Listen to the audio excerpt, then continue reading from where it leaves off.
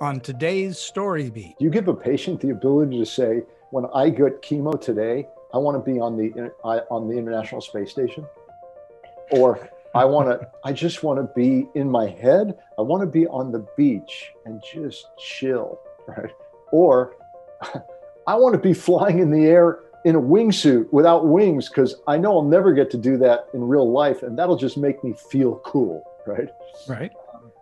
And we do them all in group settings as opposed to VR headgear, right? So then it becomes a collaborative experience. This is StoryBeat with Steve Cuden, a podcast for the creative mind. StoryBeat explores how masters of creativity develop and produce brilliant works that people everywhere love and admire. So join us as we discover how talented creators find success in the worlds of imagination and entertainment. Here now is your host, Steve Cuden. Thanks for joining us on StoryBeat. We're coming to you from the Steel City, Pittsburgh, Pennsylvania. My guest today, the award-winning creative director, Roger Holzberg, is founder of Reimagine Well, a company that designs and builds immersive healing programs for hospitals and treatment centers. As a professor at the California Institute of the Arts, Roger created the Experience Design and Healthcare curriculum and teaches the Healthcare by Design class. He served as the first consulting creative director for the National Cancer Institute. Previously, Roger spent 12 years as a vice president at Walt Disney Imagineering, where he had the opportunity to lead the creative development for a broad portfolio of projects, ranging from multiple Disney World celebrations and rides to the massively multiplayer online game Virtual Magic Kingdom. In classic media, Roger has written and directed feature films and television, but is genuinely proud of researching and writing the IMAX film, The Living Sea, which received an Academy Award nomination for Best Documentary. Roger is also a 15-plus year cancer survivor and a competitive triathlete, competing in 3 events yearly, using the sport to raise research dollars for causes he supports. For the record, Roger and I have known one another for more years than either of us will admit. Many years ago, we had the good fortune to work together on a fantastic stage production of a show called Strider at the Cast Theater in LA. Roger designed the set and I designed the lighting. So for me, this is a truly great joy to have my friend, the incredibly multi-talented Roger Holzberg, as my guest on StoryBeat today. Roger, welcome to the show. Thank you, Steve. Good to see you. Oh, it's really great to see you for sure. So let's go way back in time. At what point in your life, obviously early on, did you think to yourself, I like this creative life. I like the world of art. I like to do things. How old were you? You must have been a boy. I was 9 years old. I was in the Florida Keys. My grandmother was there. I had just signed up for chorus class as a bit of an FU to my dad, who only wanted me to take extracurricular classes in science and or chemistry and or psychology. Right. And my grandmother wanted me to sing the song that we were learning in chorus class. It was the Star-Spangled Banner.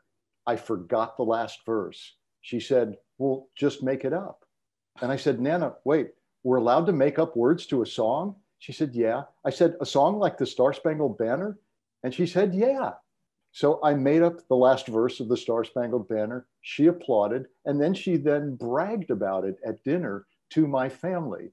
At that moment, I realized, at least in my Nana's world, who was my best friend in my family, breaking the rules and being creative was a thing to celebrate. Wow, that's really cool. So and I assume she remained an encouragement to you for that kind of thing. Absolutely. You know, she and my grandfather, you know, as I look back at that time, influenced my life to believe in creativity in ways that I still am unpacking today.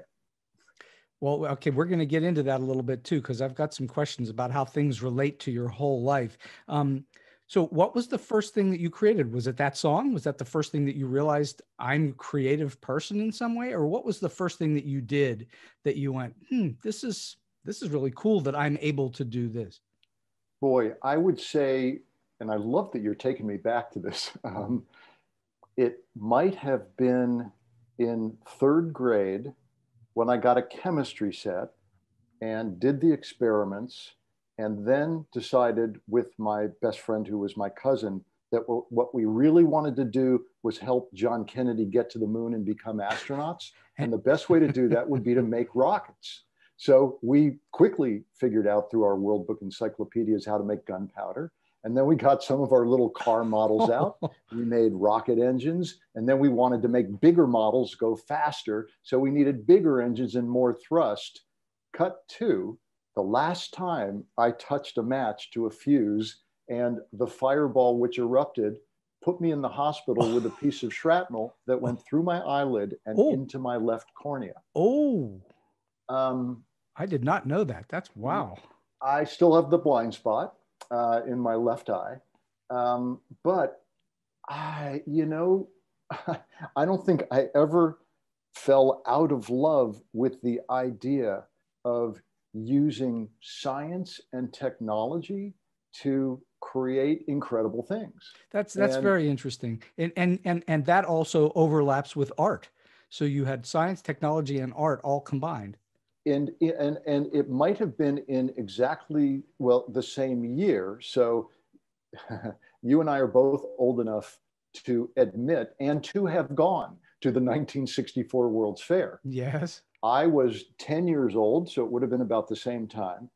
And I remember walking into that little theater, believing I had seen Abraham Lincoln come back from the dead, get out of a rocking chair, walk down to the edge of a little proscenium stage and talk to me. And I literally tore the sleeve of my dad's jacket off of his shoulder, walking out of there going, Dad, Dad, Dad, how did that happen? How could it possibly happen? And he said, a man named Walt Disney invented that, right? From that moment on, I think the mold was cast. Mm-hmm.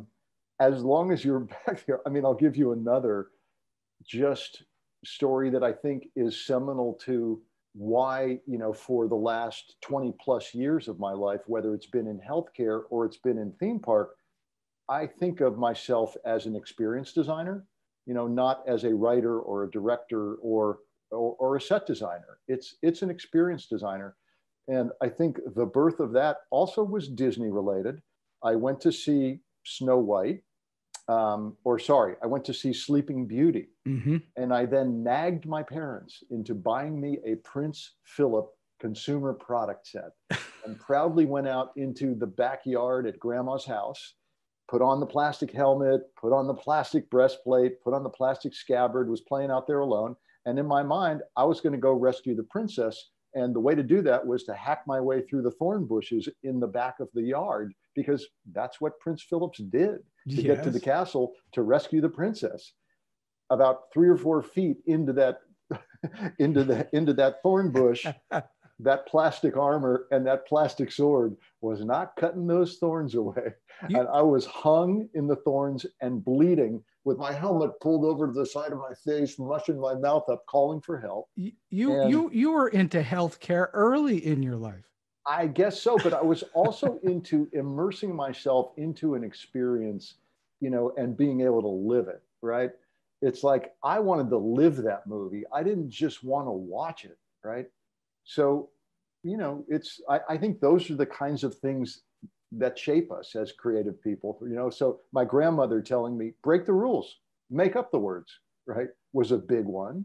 Wanting to live in the world of a movie, not just watch it, that was a big one. And, wanting to, use whatever technology I could to invent something cool, right? Did you know then, did you have a sense then that you would be in a creative life most of your life? Did it feel like that then, or did it take a while for that to sink in?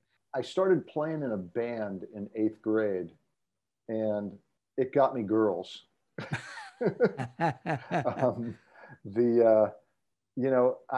I'm sure I was hooked at that point. Because you were presentational at that moment. You were actually performing. So I was performing, but I also, and God, Steve, these are parts of my life you don't know about. I left home at 15 after going to the Miami Rock Festival to go live in Detroit with a woman who was graduating from college at Wayne State University. Wow. She was a design major. She also worked crew in the Grandy Ballroom doing rock and roll lighting.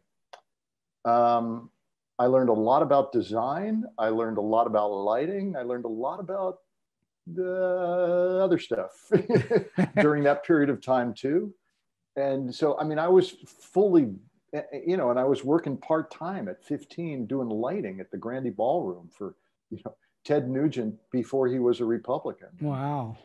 Chuck Berry. And, it was pretty well baked at that point. And I was taking high school equivalency classes. I did ultimately go back to Miami, but didn't really live at home again.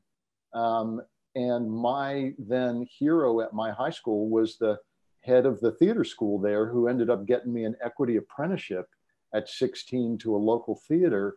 And I got a job directing and performing for a company called Theater for the Forgotten that toured prisons and stockades and youth detention centers in Miami. So I kind of had two, and I was still playing in a band, which is consequently why I never formally graduated from high school before I went to college, but that's a different story. But so eventually you did go to school. That was Cal Arts, yeah? Well, started at CU. So I was a senior in high school. I told my head of my the drama teacher at my high school in Miami that I really didn't have time for school anymore because I had an equity apprenticeship, which was really because I was playing in a band and they were doing 2 rock musicals at this theater and they wanted musicians for cheap, and an equity apprenticeship was the way to do it, but it was a great experience. And I had this opportunity to tour these theaters and direct. And I also was directing a stop motion movie for my English class. And she said, you know what, just stop going to school then, we'll figure it out. But I'm not kidding you, swear on a stack of Bibles. This was a Southern woman who was a person of faith. Swear on a stack of Bibles that you'll write letters to colleges and go to college and not just waste all this. So I got conditionally accepted based on her recommendation to go to the University of Colorado, meaning I had to go to summer school. I got conditionally accepted and I had to go to summer school, work for the Colorado Shakespeare Festival as a stage carpenter and prove that I was capable of doing college level work because my SAT scores were so bad. Mm-hmm. Right? So at the end of that summer, I went and my college counselor said to me, oh, by the way, we don't have a high school transcript from you. And I said, oh yeah, well, that really doesn't matter because I have a 4.0 average in my classes from this summer, right? And they said, no, it does matter. You need to have a high school transcript by this fall or you can't come back to school. And I blew it off and said, oh yeah, right, forget it. I have a 4.0 average. They're not going to kick me out of school. And I had gotten a Title III Talent Creativity Scholarship for a set design I did for The Tempest, right? So I went back to school in the fall. And at the end of the fall, same guidance counselor. I wasn't kidding, he says. Either a transcript shows up before Christmas vacation is done, or you're out of school and your scholarship's canceled. I got Frances Mansfield, my old high school drama teacher, on the phone. I said, Frances, remember when you said, just do what you really want to do and we'll figure it out? I got a problem. She said, are you back in Miami this Christmas? I said, I guess so. Why? She said, come to your high school on Saturday, December 18th or whatever it was. I said, at 8 a.m. I said, why? She said, you're taking all your high school finals. I said, you're kidding. I showed up and within 2 weeks, that transcript showed up at the University of Colorado. Wow. Talk about angels in your life, right? Had she not made that happen for me, I don't know what my life would have been.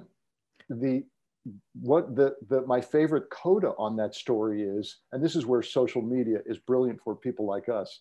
3 years ago, from out of the blue, I get a Facebook message from a guy named Sean Mansfield. It's her son. Oh, wow. She's still alive. She's in Florida.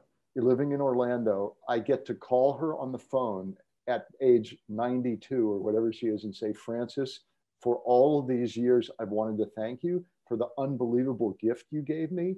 you know, here's a little bit I want you to know about my career. I'm not sure any of this would have happened without the gift you gave me when I was a kind of lost, just rambunctious, crazy, substance experimenting kid in high school. Well, I tell you what, all through StoryBeat for the years that I've been doing this show, there are two kind of themes, and you hit both of them. One of them is that people just keep pushing through whatever it is that they're attempting to do. There's a drive, there's a continual drive. And the other part of it is that there has to be a certain degree of luck, whether it's through angels or just circumstance or synchronicity or whatever it is. I find that that's a relatively common theme with people who have success in the arts, that is, you know, and I'm pretty sure for most of life. But and you're expressing both of those, which I think is really exemplary and of what it is it takes to become a successful person. What was it that attracted you to scenic design? Was it the girlfriend in Michigan? No, it happened before that. So I can tell you maybe the moment. Somewhere around 5th, 6th, 7th grade, we were required to do science fair projects. I've always been a visual tactile person. We could either do a traditional science fair project with the stand-up exhibit and, you know, poster boards and whatnot, or we could build a bridge that with a certain amount of balsa wood, a certain amount of glue, within a very specific size, and the winning bridges were the ones that held the most weight when they were compressed, you know, with a drill press down onto a scale. Right. It made sense to me to build the dimensional, right? It was so clear to me. I also, you know, remember thinking creatively, and my favorite book given to me by Marty Sklar, who was, you know, Walt Disney's right arm, who Sure. then became the chief creative executive and my boss at Imagineering, is this book called The Most Frightening Thing in the World. And the punchline is the blank sheet of paper. Well, it's the tyranny of the blank page. And, you know, Marty writes, I mean, he writes me a really sweet note in it, which I love. And the cartoon on the back, written by John Horney, is a picture of Marty sitting next to John. And Marty is saying, life is like a blank sheet of paper. You never know what it can be till you put something on it. For me, the blank sheet of paper has never been scary. It's always been the opportunity to bring something new into the world. Mm-hmm. But also for me, it's never been different, whether it's a written word or a drawn sketch. It comes from the same place. It's all about experience and creating an emotional context for someone, right? Sure it is. And so, you know, I don't know whether this is an unusual thing to me or not, but, you know, the blank page, and whether it's visual or whether it's written, has never really mattered to me. It has always seemed like the same thing. Well, I just wanted to add to the Marty Sklar story, which is that I had the privilege of working with him when I worked on Epcot Center, going all the way back into the early 80s. And he was a very dynamic and, you know, forward-thinking individual then. And he just, over the years, grew more and more respected and well thought of. And he certainly created an enormous amount of energy for that company. So I know what you're talking about. He was a great man. Yeah, fantastic. And was really also a kind of angel mentor in my world. I was working on Disney's California Adventure. It was during a brief period of my time where I was a single dad with 2 kids who were going to school. Working on California Adventure for Imagineering made sense because it was within a couple blocks of, you know, where I went to work, their schools. Right. Imagineering decided I needed to go work on the Millennium Celebration in Florida. And this is my first, which was at Epcot, and I was going to be one of the 2 creative directors on the Millennium Celebration. And I said no. And they said, you don't get to say no. And I said, wait a second, you may have a lot of kids who work here. I'm not a kid. This isn't the Army. You don't get to order me about where I'm going to go on a campaign to go fight a war for you, right? And the head of HR said, then you need to go talk to Marty. I said, okay. I went into Marty's office, and Marty sat me down on his sofa, and he said, Raj, this is the part where I choke you into going to Florida. And I said, you know what Marty looks like. Marty's not a particularly physically imposing kind of guy.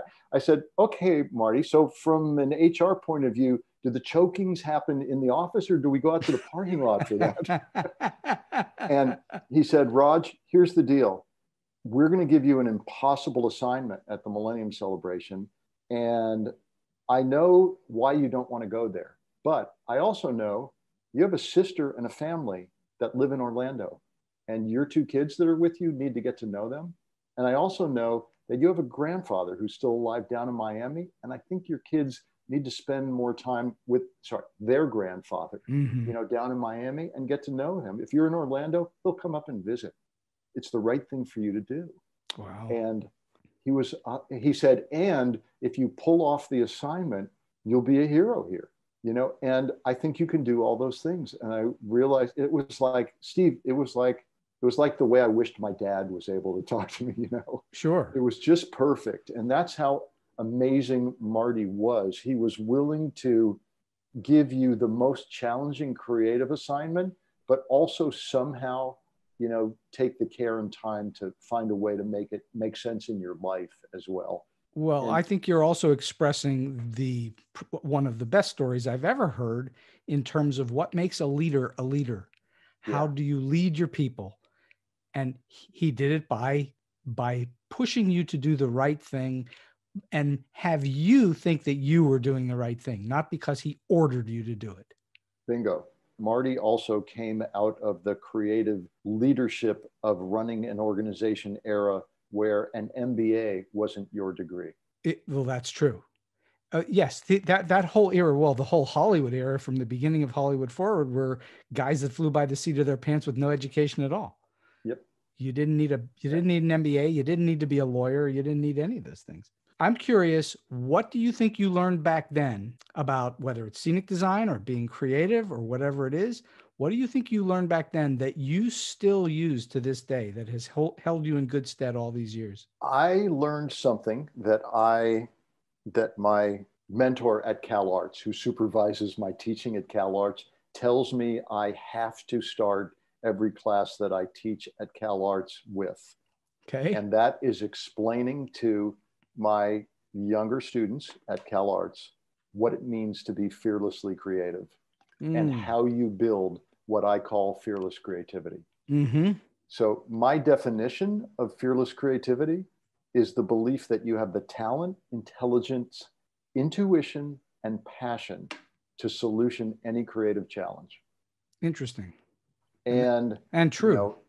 And if I didn't believe I was capable of that, I would never have been able to do things like walk out of a job at Walt Disney Imagineering into a job at the National Cancer Institute for the National Institutes of Health, and suddenly find myself interacting with the government in healthcare.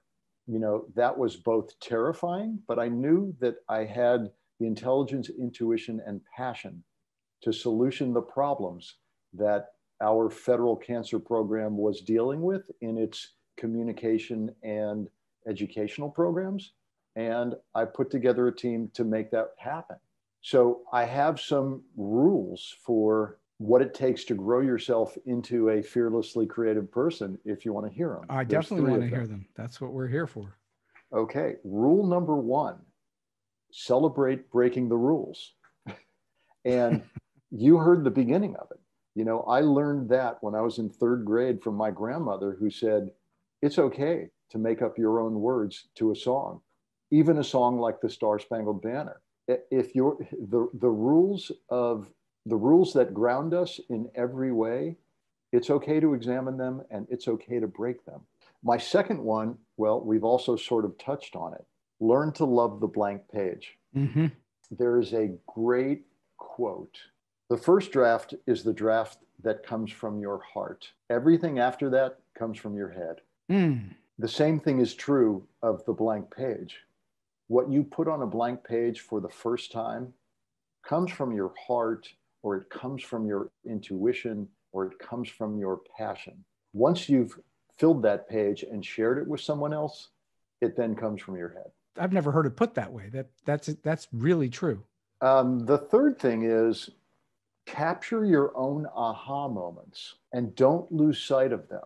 That's necessary for a multitude of reasons, which include building on your own creative instincts. If you don't remember why you had them and when, you can't build on them.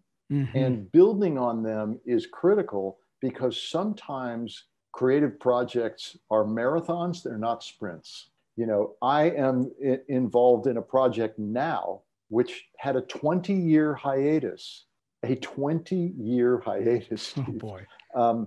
But I can thread the aha moments for that project, and I'll do that after this is over, you know, just for that specific project.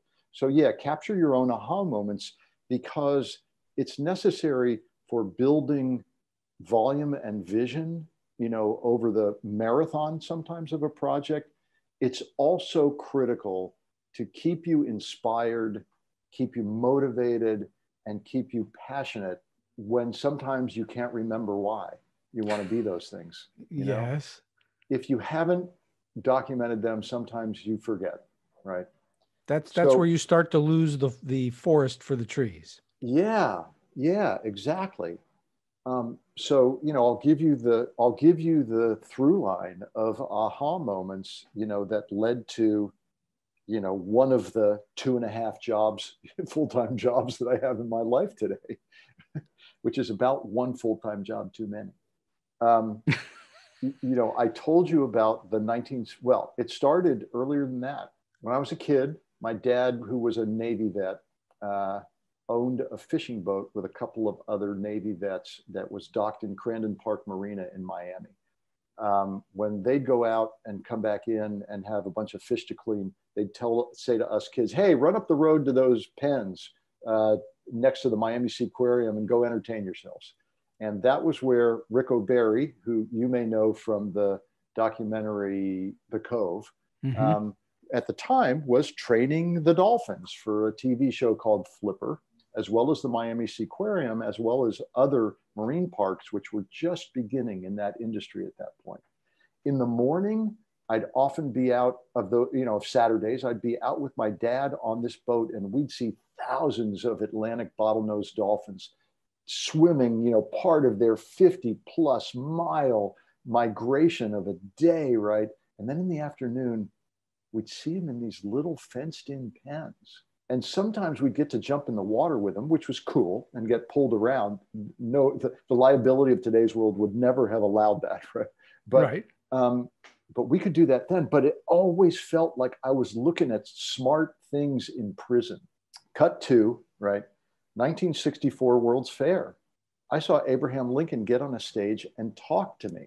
Cut to the first animatronic. Yeah, an audio animatronic thing, right?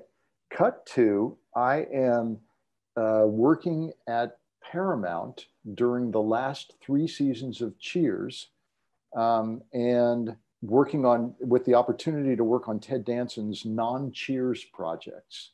At the time, he was starting the American Oceans campaign, which became Oceana. What I learned about the world oceans from being a kid and from being in time with my grandfather, I won't tell those stories. My grandfather taught me how to snorkel. And though I don't believe he ever used the word conservation, I learned to love the world oceans from being in the water and under the water with my grandfather, right? It was the unbelievable gift he gave me. That work led to the assignment to spend 6 months of my life researching and writing the IMAX movie, The Living Sea. I got to travel around the world for 6 months to find the right places to tell the world ocean story, right?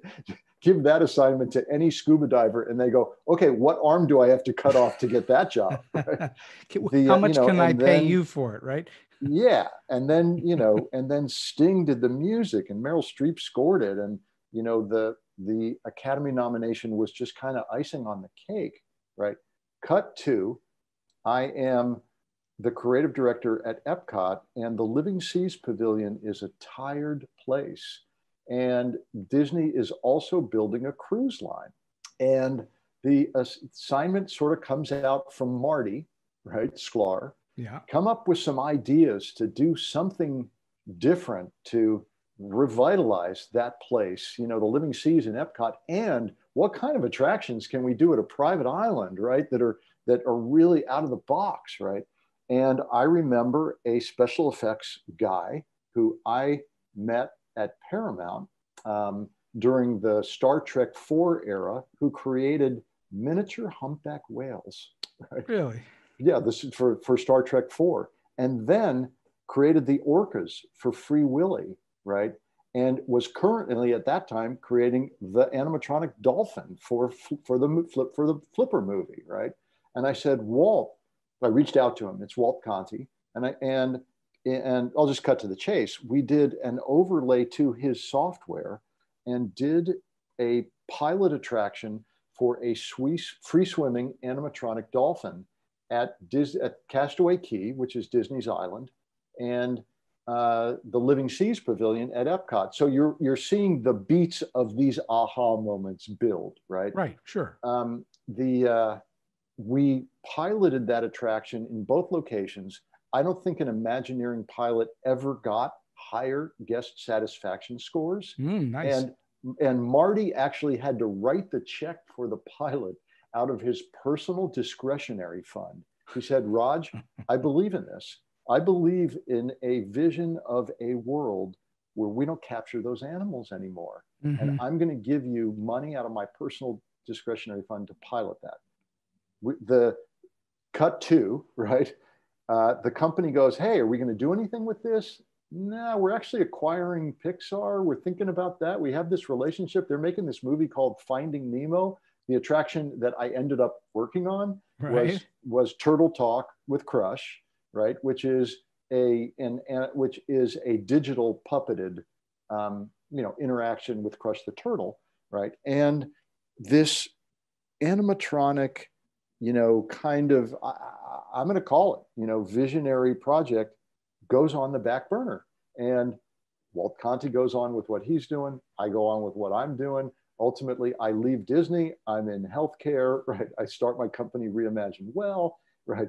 And from out of nowhere, a call comes from a Chinese broker for 3 Chinese investors who are building 3 oceanariums in China saying, hey, are you the guy that did that Disney dolphin thing? There's video of it out on the internet. It's called Dolphin Robotic Unit. And would you consult with us? And I said, no, I don't do that anymore. I do healthcare stuff. Anyway, after turning it down 3 times, my wife said to me, Raj, if you do just like, let's say 3 oceanariums in China, and you save 80, let's just say 80 large marine animals from 3 different species, which is what we're talking about, from being caught out of the ocean and put in those aquariums, you've changed the history of 3 species on the planet. And I went, fuck, how do I say no at this point? I can't, right? But to add a whole other full-time job to your life, you better remember what your motivation is, why you're passionate about it, and why you believe it's important beyond, there might be a paycheck, right? So I think you probably didn't even think about what the paycheck would be when you considered it. It was passion, I assume. Yeah, you're right. You're right. That whatever they're going to pay you, if you can get paid, right? But it was, this is the right thing to do at that moment. Yeah. So, it is the right thing to do. So you set up a great turn here, which is I want to talk about Reimagine Well, which is something that you've been doing for how long now? How long is that in existence? I left Disney in 2009, to start a healthcare company. All right, so tell the listeners what Reimagine Well is and what immersive healing programs are and what they do. Okay, I will. And I'll set it up with how it came to be, So on the eve of my 50th birthday, I heard the words that 1 in 2 American men and 1 in 3 American women hear during the course of their lifetime. And those 3 words are, you have cancer. Not good. Yeah, I can tell you, you hear those words and your world turns into a rush of white noise, right? You are in shock. You might see a mouth moving across a table from you, right? And that physician is speaking a language you don't understand. And if you understand it, you can't take it in, right? Right. Then the next day, your DNA is different in more ways than you want, right? You know, so I knew the day after I got diagnosed, I wasn't going to spend 60 to 80 hours a week traveling around the world working for Disney anymore. That just didn't make sense, whether it was physically possible or not. And I knew I wanted to get into healthcare. I didn't know how. I had no idea what I was going to do, right? Or what value I could add. But I knew for sure during the patient experience that I had, that the patient experience that I had sucked, right? I describe my time in chemo and radiation as watching paint peel off a wall that hasn't been painted since 1980. That's about as close to my definition of unhealing as it gets, right? So over the next 4 years, I did a lot of volunteering. I pulled together a group of mostly Imagineers from Disney who also were either survivors or caregivers. And we started doing projects like we redid the lobby at Children's Hospital Los Angeles.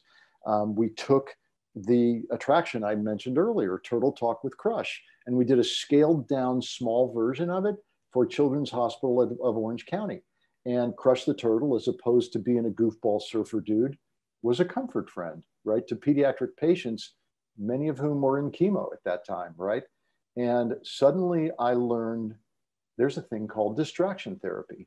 There's actually real clinical value to that. I learned there's a career and people doing it called child life specialists. Wow. Their job is to normalize a kid's life when they are in treatment. And boy, and they use every creative tool in the box to do it, from puppetry to theater, to costumes, to play acting, to music, to song, right? And that was interesting. And then Livestrong asked me to do our team. We did the quote unquote living with videos for the launch of livestrong.com. And I was featured in one of them.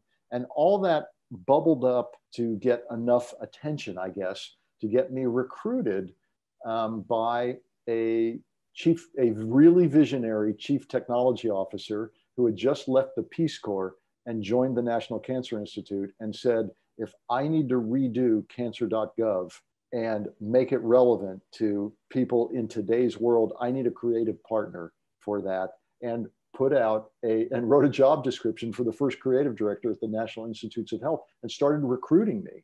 I went there 3 times and I finally, after 3 interviews, and this guy is still a very close friend of mine, a visionary, wonderful guy named Jonathan Cho. I said, Jonathan, it's just not in my DNA to leave Disney and move to Bethesda and become a Fed. It's just not who I am. I said, but I get what you need. I really get what you need. And I can put together a team to give you what you need, and then leave that team behind, right? Give me a 3-year contract. And he said, okay. And he did. So I had a 3-year runway to start Reimagine Well. Our first assignment was to take our federal cancer program, overhaul the website, overhaul 25,000+ pages of barely digestible gobbledygook and turn it into a navigable, cohesive experience for 3 different audiences: physicians, researchers, and patients and families. And you were putting it into English that people could understand. Correct. I mean, so yeah, medical literacy and educational literacy, different things, for different audiences, for different segments. And then we also had to build a studio so that the Institute could tell stories, God forbid, and And we had to take them into social media. At the time I went there, there was no social media presence. There was zero social media formal presence from our National Cancer Institute, which is the 800-pound gorilla of our National Institutes of Health, right? Anyway, but in the course of redoing the adolescent pediatric parts of cancer.gov, I got reconnected with the head of oncology at Children's Hospital of Orange County, who said to me, hey, you've got this company, Reimagine Well, do you guys do anything other than government stuff? And I said, yeah. And he said, well, I have a problem. And I said, cool, I like solutioning problems. What's your problem? And he said, my pediatric patients, they get diagnosed. His real specialty is adolescent young adults. He said, my peds and my AYAs, that's adolescent young adult, right, get diagnosed. They get depressed, they get overwhelmed with anxiety, and they get overwhelmed with loneliness. And those three things in combination with chemotherapy is a bad cocktail for survivorship. So how do we make the treatment experience better? And I said, well, can I go out with a survey to like 20 of your patients and families? And he said, you don't know, you're not a medical guy. What survey are you going to send to my patients and families? And I said, I want to ask your patients one question, a one-question survey. If you could get your treatment anywhere in the universe and there were absolutely no rules, what special place would help heal you? And let's just hear what they say, right? You will love this punchline. So we've had the opportunity to be asking this question for about 7 years now to pediatric and patient populations globally. Never once has one come back and said, oh, the special place that would heal me, that would be a hospital. That has never been the answer. There's no way that would be the answer. I understand. And so what we learned is that our sense of what heals us is probably as individualized as our tastes in music. And what we also learned is if you empower a patient with the ability to make some decision while they're in treatment, right? When you get diagnosed with a morbidity like cancer, a disease like cancer, any of them, suddenly all of your freedom in the world gets taken away. You're told, show up at this time, get poked with this much is blood draw is going to happen. You're going to get cut now. It's like, sorry, it's emotional still. Take your time. Yeah, I mean, your power in the world is removed, right? You give a patient the ability to say, when I get chemo today, I want to be on the International Space Station, or I just want to be in my head. I want to be on the beach and just chill, right? Or I want to be flying in the air in a wingsuit without wings because I know I'll never get to do that in real life, and that'll just make me feel cool, right? Right. And we do them all in group settings as opposed to VR headgear, right? So then it becomes a collaborative experience. So you've got a kid who says, okay, I'll go underwater scuba diving with you, even though I know you think that's creepy and scary and claustrophobic. If you'll come, flying without wings with me, right, up in the air, can we trade our healing experiences? And they go, yeah. And then they'll do them. And they'll go, why do you think being underwater with sharks is healing? And it's like, and they get into conversations about it. The clinically, I mentioned it earlier, you would call those immersive healing experiences distraction therapy, right? But and distraction therapy, particularly in the pediatric world, is successful at reducing essentially the 4 side effects meds that patients get hammered with, when they go into chemo, right? They get anti-nausea meds, anti-anxiety meds, headaches, leg cramping, anti-cramping stuff, right? And, we realized very early on that we were dramatically reducing the need for side effects meds. Oh, that's cool. Yeah. So that is one of the things, right? The other thing, that we that we really have focused on over the last few years, which I'm really, really proud of, is experiential education. So, just like we ask our patients, what special place do you think would heal you? And we then try to craft distraction therapy that benefits them while they're in that place. Individualized or in groups? Sorry? Individualized or in groups? In groups. We try to put essentially teams together and themes together. And when it's really successful is when there might be an adolescent, young adult,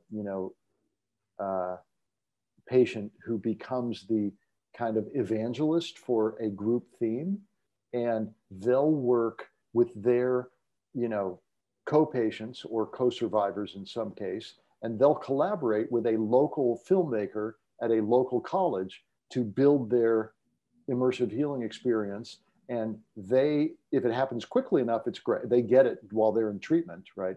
And then they gift it to the patients who are following in their footsteps. It's cool.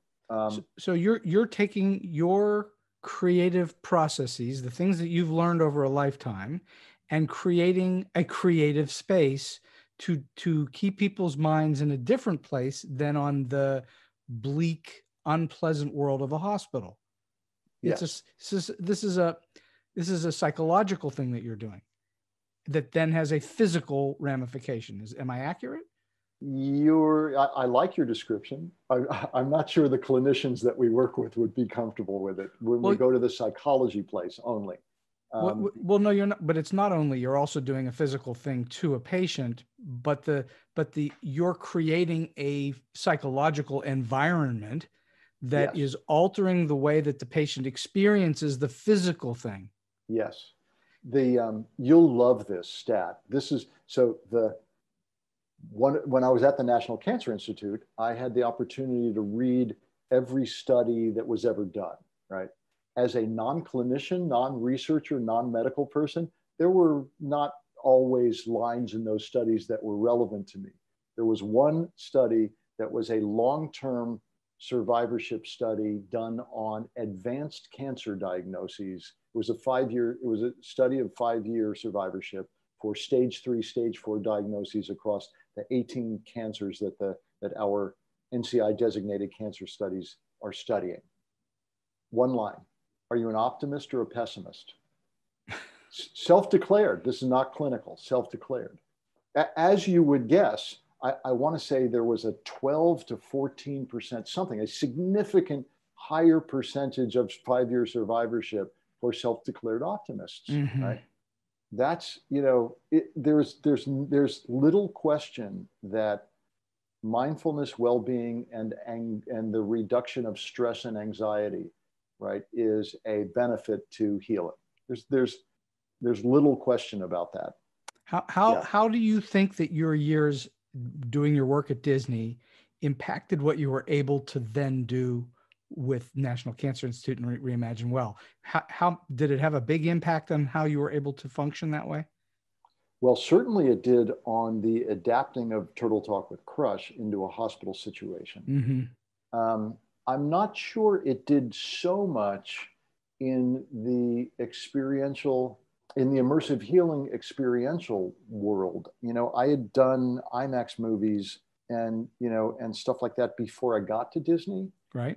But in our experiential education programs, it had a lot to do with it. So our experiential education programs are really designed to immerse a patient in a procedure or a treatment so that they can fully acclimate as quickly as possible before they ever get there. So I'll give you an example. A clinical team at Nebraska Medicine came to us and said, we have a big problem. This is a national problem, but they were willing to admit it, with over-sedating pediatric patients for MRIs and radiation, particularly radiation treatment. And I said, so, walk us through it from a clinical point of view. Well, if you've got a kid that's got cancer and they have to do 16 weeks of radiation treatment and you have to sedate them every time, There are studies that show that there's a real likelihood you're doing long-term damage to that child with side effects that they're never going to recover from over those, over sedating them, over knocking them out with drugs multiple times a week over 16 weeks. And we've got to figure out a way to stop doing that. So we built a virtual replica of their LINAC radiation suite. We took their hospital mascot, Casey the lion, and made Casey the comfort friend in the virtual world. The patient before the patient ever gets a treatment, they come in, it comes up on the computer. They've got the Xbox controller in their hands. They fly around the room up high where it's safe, as long as just checking out the room. Then when they're ready to come down, they hit the controller button. I don't know how kids today are wired knowing every button on an Xbox controller, but you never have to teach them, right? They drop down to kid height, and Casey the lion appears on the table. And the child life specialist says, "Are you okay going over to Casey?" And there's also an Easter egg in the room, by the way, right? And they may want to hunt for the Easter egg, right, for a while. And if they find the Easter egg, they get a prize. Punchline: if they don't find the Easter egg, they still get the prize. Right, sure. And eventually they go up to Casey, and Casey says, "Hey, are you okay, trying your LINAC radiation? I'll be right here with you." And they virtually get on the table, they lay back, and they get their treatment, whether it's cranial or general or full body. There are multiple versions of radiation that they can get so that it acclimates them to what they're really going to do. And then if they were cool doing it on the computer, the clinician says, "Hey, you want to try it in a VR headset?" There are applications where we use headsets, because in this case, that ups the level of intensity and makes it a whole lot more immediate and present. And it's always on the secondary screen so that mom or the caregiver can also see what their kid is doing at that moment. Very nice. That was the giant aha moment when we first started doing it. Anyway, then the kid might do it a second time, in the VR headset. The goal is, if I'd have said on a project at Disney, my goal with this project is to get kids to do it as quickly as possible and be bored with it, so that the next time they see it, they go, "Oh, I've already been there, done that. It's boring," right? I'd have gotten fired, right? But that's the goal. When we know we're successful, when that kid walks into the real room and says, "Oh, I know this room." It happens all the time now. I love it. I know this room. I've been there before. Oh yeah, the Easter egg was in that screen on that computer over there. I know what's going to happen. I'm going to get on that thing, and the thing's going to go around. It's going to make weird noises. Can we just get it over with? It wasn't that fun of a game, and I know what it's going to happen, right? That's when it's a win. One other beat. The other thing we learned, in doing it, and having child in VR headset and mom or caregiver on the screen, is that by the parent getting to experience what their kid was going to do, reduced their anxiety. Sure, of course. And the transference of anxiety got lowered, right? So the kid came in, and we were able to reduce the mean age of sedation from 10 to 2.5. Nice. So at that hospital. So that program is then growing. So as you set this up, I want to go back half a step to what I asked earlier, because I want to explore this from the process perspective, which is, are you methodical in your creativity? Do you sort of approach every creative project in the same way, or does everyone come at you slightly differently? And so when you started to think about how are we going to create a safe environment and a caring environment for kids in pediatric cancer situations, were you approaching it from a creative development perspective that you were familiar with, or did you come up with something wholly new to get there? It's a great question, Steve. And I'm going to answer it in a kind of not really a roundabout way. The brunt of my career, all of my career at Disney was as a creative director, right? And were you methodical at Disney? Was every project the same? So I will tell you, as a creative person and as a creative director, it took me way too long to learn that facilitating creativity could be just as valuable and rewarding as doing it myself. So when I was at Disney, I was largely over portfolios of projects. So the Millennium Celebration, the 100 Years of Magic Celebration, those involved attractions and other, interactive toys and games and stuff like that, right? I mean, it involved a portfolio of projects. I would approach those projects the same way I do the Reimagine Well stuff, with the goal of doing what Marty did for me, what Marty Sklar did for me, empowering and inspiring my team members to be the creative leads and the creative visionaries on the majority of the portfolio, and holding back a little for myself on either a segregated project or an element of a project that I was super passionate about and that I believed I had a great vision for, to do the work on myself, right? The same is really true in Reimagine Well. My greatest joy for the immersive healing experiences comes, I always say to our hospital teams and our care groups, it's never my job to tell one of your patients what will be healing for them. Never my job. It's never my job to do that work for them. It's my job to listen to them tell me what would be creatively healing for them, and then to get them as close to that place or that experience as possible. So I would say in many cases, in most cases of what we do in Reimagine Well, as a creative director and a co-founder, I don't have time to do all the creative work anyway. So it's the same. It's as with Disney, to inspire teams to be able to do great work is the most fulfilling thing. But then, there might be a specific project like an EEG game, that we just finished. Similarly, what's EG?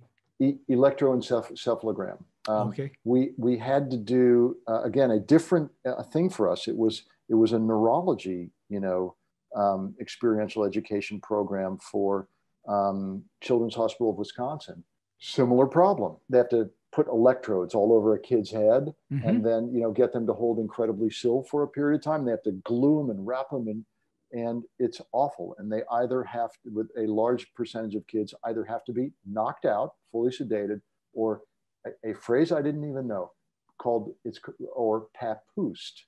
Papoose. Which is freaking medieval. I mean, basically they put them on a board and they tie them down, wow. And it's like, sorry, that one is emotional too. I've seen it happen once, right? And it's crazy. And yet the end result is the attempt to save a life.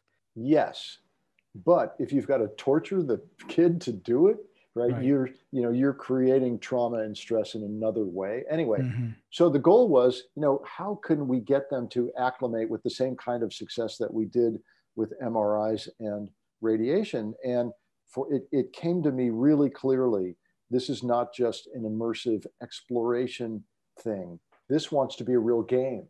Right? We're going to gamify this in a much bigger way and make it a scavenger hunt and let the patient role play as the clinician and do the scavenger hunt and do the procedure on a pediatric mannequin. So, it's, we've been told, we're not 100% sure because during COVID, we can't go visit our partners, so we haven't been for a while. We've been told that of the kids who've been able to do this acclimation game, they've gotten 100% of them through without sedation or papoosing, right? Wow. But it came really clear to me that it needed to be a scavenger hunt game, a role-playing scavenger hunt game. So I took that project on as the design lead. And again, I don't want to harp on this too much, but I am curious. I'm assuming if somebody had come to you in your 20s and said, could you do this? You wouldn't have been the least bit prepared to do this. It's all your years of expertise going through, having been a filmmaker, having been VP at Imagineering, and going through your own experiences. All that combined makes you the ideal person to create this environment. Yeah, that's true. And we didn't talk about, educate, Knowledge Adventure was the first startup I worked on, and I went to Knowledge Adventure and built, interactive educational games and helped start the Jumpstart brand, which is still, I think, the largest selling home educational software brand in the world. So right? that had to have played into your Absolutely. development of the Reimagine Well situation. I went to Disney first before Imagineering. I went to Disney after we sold Knowledge Adventure. I went to Disney as the creative director at Disney Interactive and helped take Disney into the platform game business before going over to Imagineering. Right. Yes, those are the building of the aha moments and not losing sight of them because they add up to your competencies, and your passions. Well, that was what I was trying to get at, is that for the listeners, it's not going to happen for you in a heartbeat or in a snap of a finger. It takes a long time to build your way toward a certain kind of big skill set. And that's what you have, is this massive skill set that enables you to talk to people and then take that back away from them and create something that's helpful to them. Yeah. So I have been speaking with Roger Holzberg for a little more than an hour at this moment, and we're going to sort of wind this puppy down, as they say. So I'm just curious, in all your experiences, I know you've already expressed that you have some of this, some of these experiences. Can you share with us something that's either weird, quirky, strange, offbeat, oddball, or just plain funny? Yeah, I think it was 2004. I'm on several patents for consumer products in the theme parks at the Walt Disney Company. Right. And that managed to get me able to finesse my way into expensing going to Toy Fair in New York. Right. And I was doubly excited because Malcolm Gladwell was the keynote, and I read everything Gladwell writes. Sure. And just written Blink, right? Which I think is a seminal book and which I made all of my folks listen to. Anyway, the day before the conference, the Toy Fair conference starts, it was the first New York snowmageddon, right? Okay. So much snow dumped on the ground that taxis were not running, trains were not running, buses weren't running, and the city was shut down. And for the next morning, which was Gladwell's keynote, right? I said, I look at my map, my Google map, and I go, it's 2.5 miles to the Javits Center to where I'm staying. I went to school in Colorado. I can walk 2.5 miles in the snow. They're going to get Gladwell there, right? This is stupid. I'll walk there, right? So I put on my boots and I walk the 2.5 miles and I go into the main Javits Hall, and there's like 2,000 seats set up, right? And there's about 18 of us, right, who've gotten there. And Gladwell walks out on stage and says, okay, this is really stupid. Just bring some chairs up on stage. And he said, and he says to the 18 of us, how many of you are from the business development sides of your companies? Not a single hand goes up. He says, how many of you are from the creative sides of your companies? 18 hands go up. He goes, sure. Yeah, of course. Who's going to walk through the snow to come see Malcolm Gladwell from the biz dev at a toy fair? Exactly. He says, and unfortunately, the talk I was going to give this morning is based on my research in Blink, proving that if you give a creative person the right space and time to work in, they will make you more money. Right? He said, but none of those people are there to teach that lesson to, right? Sorry, I was going to try and do something good for you guys. So instead, let's just talk about what our best creative spaces are. What motivates us as a creative person? Where do we do our best work?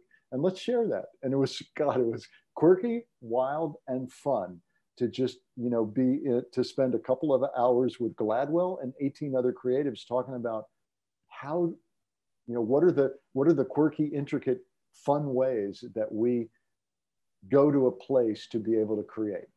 Oh, that is, I would have paid a lot of money to have joined you. Me too. I think he's one of the best writers working today. Absolutely. I've certainly read Blink and Outliers and 2 or 3 other of his books. He's just phenomenal. Yeah. All right. Well, last question for you, Roger. You've already given us an enormous amount of advice, but I'm just wondering if you have a single solid piece of advice or a tip that you can lend to those that maybe are trying to break into the theme park business or even into the healthcare business, or someone who's in a little bit and trying to get to that next level. I'm going to give you 2. Sorry, Good. and you can edit one out if you want to. No. One of them is a cautionary note. It is be ready for success when it happens. Know your reasons for why you're doing what you're doing, and know when to ask for help. One of the worst that's a big one, isn't it? Know when to ask for help. One of the worst experiences I've had in my creative career, and I'm not going to give any names. My assistant on the first movie I wrote and directed wanted to be a mega success in Hollywood. And after he worked for me, he became very successful, finally got handed a giant production job on producing his first movie. It was doomed to fail before he ever went into production. Wow. And it did fail. Not long after it opened, he went into a bathroom, put a gun in his mouth, and ended his life. Oh, awful. He didn't know how to ask for help. And he wanted success, I think, more than he wanted to develop himself to be ready to have success. I think anybody that goes into the business of show that is after some kind of glory or money is in the wrong place. You go to do it because you have passion for it. Yep. And don't be afraid to ask for help. I think that's very, very, very wise. Don't be. It's a collaborative business. You need to ask for help. You can't do it alone. To end on a higher note, yes. 2 of my favorite quotes in the world come from 2 creative people who I believe are visionary because they thought generationally. Walt Disney once said, "If I'd listened to my brother Roy, I'd have never made Sleeping Beauty or built Disneyland." Steve Jobs once said, "People don't know what they don't know." Both of those quotes actually mean exactly the same thing. Mm-hmm. The greatest business sense of the day said that children and families would not go to see feature-length cartoons. They would not do it. Parents would not pay the money. The stories would never be good enough, and the experience would never work.